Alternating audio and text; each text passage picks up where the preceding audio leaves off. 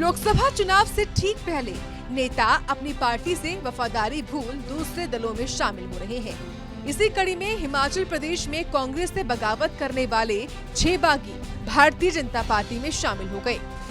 लोकसभा चुनाव से पहले बीजेपी का कुनबा बढ़ गया है। इसे हिमाचल बीजेपी के ऑपरेशन लोटस की दिशा में बड़ा कदम माना जा रहा है। बागी विधायकों के अलावा 3 निर्दलीय विधायक भी बीजेपी में शामिल हुए।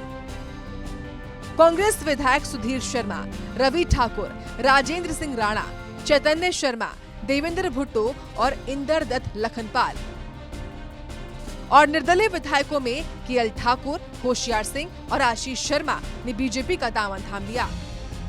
इन नेताओं को 2 अलग अलग फेजों में बीजेपी में शामिल कराया गया।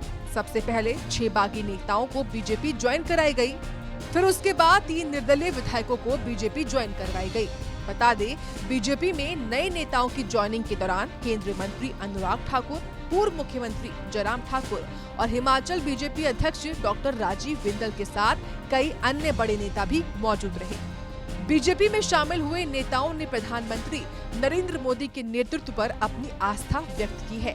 हिमाचल में हुए सियासी घटनाक्रम के बाद अब सवाल ये कि आगे क्या होगा, लेकिन उससे पहले हिमाचल विधानसभा के गणित को समझिए। हिमाचल प्रदेश विधानसभा में कांग्रेस के पास 40 विधायक थे।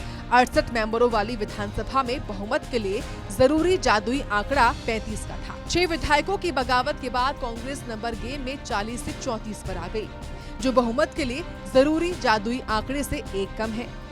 लेकिन बागी विधायकों की अयोग्य घोषित किए जाने के बाद विधानसभा स्ट्रेंथ अब 62 हो गई है। ऐसे में बहुमत के लिए जरूरी जादुई आंकड़ा 32 हो गया है, तो मौजूदा वक्त में विधानसभा में कांग्रेस ही आगे है। लेकिन बीजेपी का कुनबा बढ़ने के बाद कांग्रेस के लिए चिंताएं भी बढ़ चुकी हैं, क्योंकि लोकसभा की सीटों पर 7वें चरण की वोटिंग के दौरान उपचुनाव भी होना है, जिसके लिए दोनों ही दल अपने अपने प्रभावशाली उम्मीदवारों को उतारेंगे, ताकि खोई हुई सीटों पर कब्जा पाकर विधानसभा का गणित अपने पक्ष में किया जा सके। ब्यूरो रिपोर्ट, सूर्य समाचार।